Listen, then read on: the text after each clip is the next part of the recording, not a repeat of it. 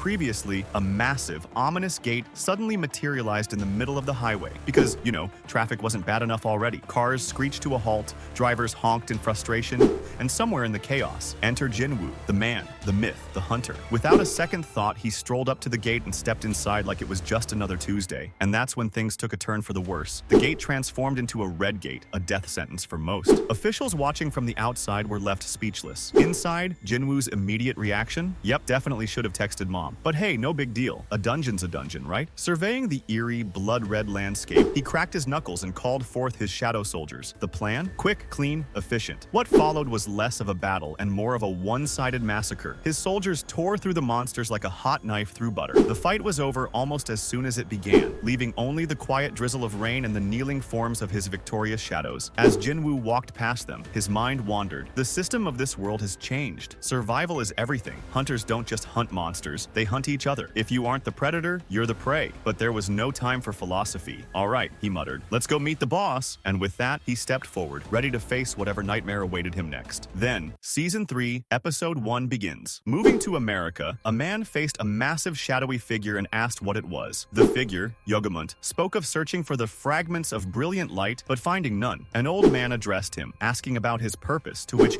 Yogamont revealed news about the land in the east, where the monarch of shadows resided. He warned that the rulers planned to free Legia nearby and mentioned an agreement with the architect ensuring no issues. He then shared intriguing news: the greatest fragment of brilliant light had been confirmed in that land. The old man laughed, amused that Yogamont delivered this message personally. Yogamont suspected they had been lured there, as a certain individual was trying to interfere. Just then, a mysterious man arrived, questioning if they were referring to South Korea. The old man challenged him, while Yogamont dismissed him as a weakling. The old man provoked him, daring him to catch them, but he attacked without hesitation, causing a massive blast. Back at the Red Gate dungeon, a large beast then confronted Sung, acknowledging his strength and his ability to communicate in their language. The beast praised his accomplishments but warned that many others were hidden nearby. As the beasts revealed themselves with loud roars, Sung smirked at the insult about his stature and summoned his forces. In an instant, he swiftly eliminated all but one beast, declaring that no one remained. The beast, shocked by the sudden defeat of his companions, yelled in anger at their incompetence. Sung Jinwoo gave the command to begin, and the battle erupted. As the fight intensified, the beast furiously ordered his subordinates to stop, but it was too late. Tusk unleashed his skills, Hymn of Giants and Gravity Acceleration, causing the beast to collapse under the immense pressure. Sung stood over them and demanded answers, promising to make it less pain, fuel if they cooperated. However, despite his efforts, he couldn't extract any useful information. The system had interfered once again. Deciding it didn't matter, he believed he would uncover the truth in time. Holding a key, he recalled obtaining it from a cursed random loot box after reaching level 100 during the Jeju Island raid. A screen, notifying him of his level up and revealing partial details of the key to the Kartanon Temple. It indicated that he could enter a specific gate, with the location set to be revealed after a countdown of 417 hours. Memories of the double dungeon flooded back. The system was calling him to return to where it all began. Now, stronger and prepared, he vowed that if someone had been waiting for him all along, they wouldn't have to wait much longer, that he was coming for them.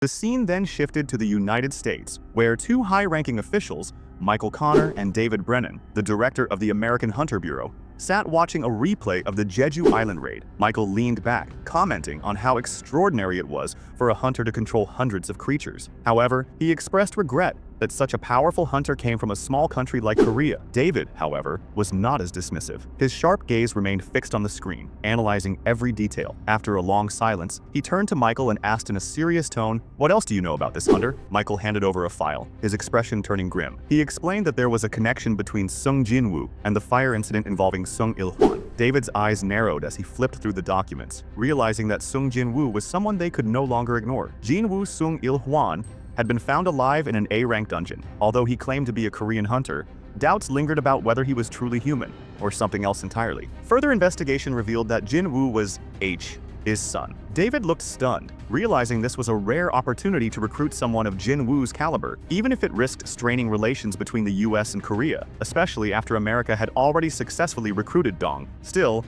a hunter like Jinwoo was worth the effort, no matter the cost. David then turned to Michael and asked if he was capable of handling the task. Meanwhile, a man watched the battle between Jinwoo and the Ant King closely. His assistant, Laura, explained that Jinwoo might have a problem with Hong Dong-soo. Rumors were spreading that Jinwoo was the mastermind behind the death of Hong Dong-soo's older brother. The man, Thomas Andre, a national-level hunter and master of the Scavenger Guild in America, realized that if the rumors were true, a feud between Dong-Soo and Jinwoo was inevitable. Unfortunately, conflicts like these would only make it harder for him to recruit such a talented hunter. Laura then asked what he would do if the conflict between Dong-Soo and Jinwoo escalated. Thomas gave a sharp, decisive look. To him, Hong Dong-Soo was part of the Scavenger Guild, and the Scavenger Guild was his. No one, not even the government, was allowed to touch what belonged to him. As he walked toward his car in the parking lot, a strange man suddenly approached him. The man introduced himself as Adam White, a senior agent from the United States Bureau of Hunters, handing Jinwoo a business card. Recognizing the name from what Yoo Jin-ho had mentioned earlier, Jinwoo immediately asked what he wanted. Adam explained that he had valuable information that no country or institution would willingly share. He hinted that what he knew could be beneficial to both parties. He also noted that the Bureau had been keeping a close eye on Jinwoo and was highly impressed by his performance during the Jew Island raid. However, Adam refused to discuss further details in the parking lot. Instead, he offered Jinwoo a private meeting with the Bureau's deputy director, who could provide him with more in-depth information. Jinwoo hesitated for a moment, uninterested in getting involved in something that didn't concern him. He dismissed the offer and turned to get into his car, but before he could leave, Adam spoke again, this time mentioning something that stopped Jinwoo in his tracks. He brought up the existence of an upgrader, someone with the ability to enhance the powers of other hunters. That caught Jinwoo's attention. His curiosity now piqued. He made the decision to follow Adam White and hear what he had to say. Adam led Jinwoo to a luxury hotel where the deputy director of the American Hunter Association was waiting for them. As they entered the private meeting room, a man greeted them with a confident smile. He introduced himself as Michael Connor and wasted no time getting straight to the point. Without hesitation, he handed Jinwoo a set of immigration papers, offering him the opportunity to become a U.S. citizen. Jinwoo's expression darkened, clearly irritated by the sudden shift in conversation. He had come expecting valuable information, not a recruitment attempt. He made his stance clear, emphasizing that he was only interested in what they had to tell him. Michael, unfazed by Jinwoo's reaction, simply smiled. He assured him that the person capable of providing that information was already here. With a subtle gesture, he signaled to his assistant, who quickly left the room. Moments later, a woman was escorted inside. Michael introduced her as Norma Selner, a unique existence, the only person in the world capable of enhancing a hunter's power beyond its natural limits. Jinwoo studied the woman carefully. He could immediately sense that there was something different about her compared to other hunters. She didn't radiate the overwhelming energy of an awakened individual, yet there was something unusual about her presence. Michael then asked her to explain her ability. With a calm and composed demeanor, Ms. Selner began to speak. She acknowledged that her power might be difficult to believe, but she insisted that it was real. Her ability allowed a hunter to surpass the natural limits of their power. She described it as a forced reawakening process, divided into 3 distinct stages. Jinwoo, intrigued by her claim, asked how much of an increase a hunter could expect. Ms. Selner explained that the results varied, but by the time someone reached the 3rd stage,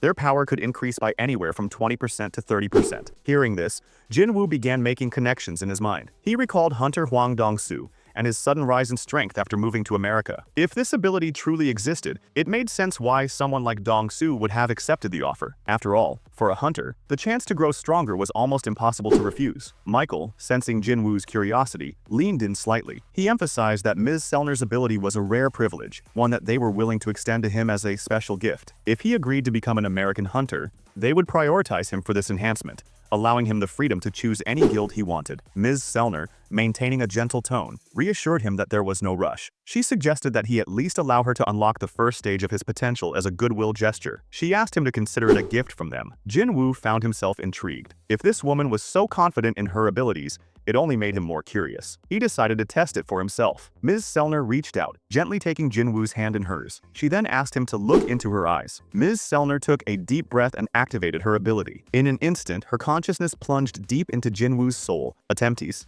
to unlock the hidden potential within him. However, the deeper she went, the denser and darker the space became. What should have been a simple process quickly turned into something completely unexpected. A suffocating emptiness spread around her, a void so vast and endless that it swallowed all light. Then, in the heart of that abyss, something appeared. A mysterious figure, veiled in darkness, emerged from the void. Its piercing gaze locked onto Ms. Selner, radiating an overwhelming presence. Her body tensed. A cold, paralyzing fear seized her as she struggled to move, and then she screamed. Jinho furiously stared at his computer screen, outraged by online trolls spreading hate about Jinwoo. Determined, he vowed to sue every single one of them. After taking down another group of haters, he leaned back in his chair, satisfied with his efforts. Suddenly, Sung Jinwoo appeared beside him, startling Jinho. Sung thanked him for his hard work, making Jinho jump in fear. He wondered how Sung always disappeared without a trace, and then reappeared out of nowhere. Sung asked if everything was fine, and Jinho confirmed it, but noted that Sung looked disheveled. Sung revealed a bag filled with premium essence stones, explaining that he had just returned from a gate. Since they needed more funds to start their guild, he had taken care of it. Jinho was amazed and confirmed that the stones would be more than enough to pay their employees. When Sung questioned the mention of an employee, Jinho reminded him they needed a third founding member. Sung acknowledged that while they only required someone to fill the spot, it would be ideal to find a diligent person. Jinho then brought up another urgent matter, choosing a guild name. Sung dismissed it as unimportant, but Jinho insisted it was crucial. He excitedly suggested various names, including Sung Yu Guild, Yu Sung Guild, Wuho Guild, and even Jinjin Guild. Before Jinho could continue, Sung interrupted with his own idea, Solo Player Guild. Shocked, Jinho couldn't believe what he heard. Sung explained that since he mostly hunted alone, Jinho, taken aback, thought that despite Sung's incredible skills, he wasn't perfect at everything. He was human after all. A sudden knock on the door interrupted their conversation. Jinho asked who it was before opening the door to find a woman standing there. She asked if this was Sung Jinwoo's office, and as Jinho recognized her, he exclaimed in shock, "Ms. Cha Hae-In?" Sung, surprised by her visit, asked why she was there. Cha calmly stated that she wanted to join his guild. As they sat across from each other, Sung, confused by her request, asked again for her reason. He wondered if Chairman Go had put her up to it, or if she had been expelled from the Hunters Guild, but she denied both. When he asked why she wanted to join the Solo Player Guild, she seemed surprised by the name. Jinho, frustrated, shouted at Sung, questioning if he had truly settled on that name without his input. Sung dismissed his complaints, claiming that Jinho's silence had been a sign of approval. Observing Cha, Sung noticed her rapid heartbeat, uneven breathing, and the way she avoided his gaze. Though she tried to remain composed, he could see through her nervousness. Why was she so determined to join his guild? He pointed out that it hadn't even been 2 years since she awakened as a hunter, and that her contract with the Hunters Guild shouldn't have ended yet. Cha confidently replied that she had enough money to pay the penalty for breaking it. Sung, shocked by her willingness to pay such a price, informed her that their guild couldn't afford to give her an advance payment suitable for someone of her caliber. Cha Hae-In firmly stated that she didn't need an advance. Sung asked why she was going to such lengths to join their guild when she had nothing to gain. Cha struggled to find the right words, knowing that telling him the truth would make her seem crazy. It had all started with a simple curiosity. Unlike others, Sung didn't have a foul stench. She recalled their first conversation when she had questioned whether he was really a hunter. She remembered a late-night call she had made, asking for information about Sung Jinwoo, a miner. At first, she had been drawn to his scent, but soon she realized his true capabilities. He was an elite fighter, yet he could also use summoning Mei Gik. She had wondered how many beasts he could control, and had been shocked when he disrupted Lee Min-sung's press conference. Despite the hate he received online, she had instinctively known he was an S-rank hunter. At the time, she had told herself to stop worrying about him, especially with the Jeju Island raid approaching. Yet, he stood out to her a burst of color in a grayscale world. Fear had gripped her during the raid. She had felt death closing in, but then she remembered waking up in a helicopter, with Chairman Go telling her they had just landed on the Hunters Association building. As she asked if Sung Jinwoo had come to their rescue, Go confirmed it. Blushing, she had realized it wasn't a dream. She had truly been on the brink of death. Maybe she had even died for a moment. Now, as she sat before Sung, her cheeks reddened. She feared facing death again, a situation where she couldn't escape. But how could she tell him? How could she ever say that I want you by my side until I draw my last breath? There was no way. Sung sat in front of Cha Hae-In, shocked by her expression. He wondered what she was hiding as her face turned red. She might have planned this long ago. He asked if she was going to answer his question, and she simply replied that she wanted to live a comfortable life. When he said there was nothing wrong with that, Jinho whispered that the Hunters Guild must have overworked her. Sung considered her situation being a high-ranked hunter at only 22 or 23 years old must have been a heavy burden. She had also suffered a serious injury during the Jeju Island raid. Feeling sympathetic, he decided to test her determination. He told her there was an entrance test required to join their guild. Confused, she pointed out that the recruitment posting had mentioned nothing about it. Sung brushed it off, claiming it was a new regulation and Jinho must have made a mistake. Then, he sent Jinho downstairs to buy snacks and drinks. When she asked about the test, Sung wondered if she was serious or just stubborn. He told her she had to defeat one of his summoned beasts. Without hesitation, she accepted, confident in her abilities. Sung smirked and assured her that he would choose the strongest one just for her. She nodded without fear. She confidently accepted and asked when the test would be held. He suggested they do do it immediately at the Hunters Association Gymnasium. Realizing the gym was far away, Sung decided to test his shadow exchange skill to see if he could teleport with another person. He informed Cha that they wouldn't be taking the usual route and told her to stay close. Her cheeks flushed red as he activated the skill. Meanwhile, Jinho returned with a tray of snacks, only to be startled by a large beast suddenly appearing in front of him. At that moment, Sung and Cha arrived at the gym. She was shocked, questioning how they had traveled so fast. Sung confirmed his suspicion shadow exchange worked like a gate, allowing him to teleport to any of his shadow soldiers' locations. Even with a 3-hour cooldown, it was an incredibly powerful skill that could let him travel across the world. Ready to begin, Cha suddenly remembered she hadn't brought her weapon. When Sung jokingly referred to her old pickaxe, she angrily clarified that it wasn't her actual weapon. Laughing, he admitted he was only teasing. She reassured him that she could borrow a weapon from the storage room, as the gym was stocked with spare weapons for hunters. Grabbing a sword, she declared she was ready. Sung questioned whether she would be okay with an unfamiliar weapon, but she remained confident as the test was about to begin. Hae-In stated that it didn't matter which weapon she used, as magic beasts never waited for hunters to be fully prepared. Sung agreed, realizing that if he summoned an ordinary soldier, she would defeat them easily. Deciding on a worthy opponent, he called out Igris, his best swordsman among his shadow soldiers. Cha asked how the winner would be determined, and Sung explained that he fight would continue until she either defeated his summon or surrendered. Though he had promised to summon his strongest soldier, he knew that having her fight Beru would be too overwhelming. Wanting to test her properly, he asked her to turn around for a moment. She complied, and he secretly handed Igris a powerful weapon, the Demon King's longsword. With everything set, Sung declared the start of the test. Cha nodded, ready for battle. As the fight began, Sung observed her speed. Just as he expected, she was incredibly fast. A normal person would have been killed instantly if Igris had even grazed them. Meanwhile, Go approached the gymnasium, confused, as he was certain no one had reserved it for the day. Go, observing the fight through the gym's CCTV, was taken aback by the unexpected turn of events. He recalled the moment Cha had asked if Sung Jinwoo had come to their rescue, realizing he had been slow to piece everything together. Afterward, he contacted the phone system, instructing it to shut down the gym's security cameras, explaining that it was just an inspection day. Meanwhile, Cha questioned Sung about the strength of his shadow soldier, Igris, urging him to summon his strongest warrior as promised. Sung hesitated, expressing concern for her safety, but Cha insisted she was ready for a rematch, revealing that she had already seen Beru in action, both in person and through footage. Sung, now fully aware of her determination, summoned Beru, his most powerful beast, and asked her once again if she was sure she was okay with facing it.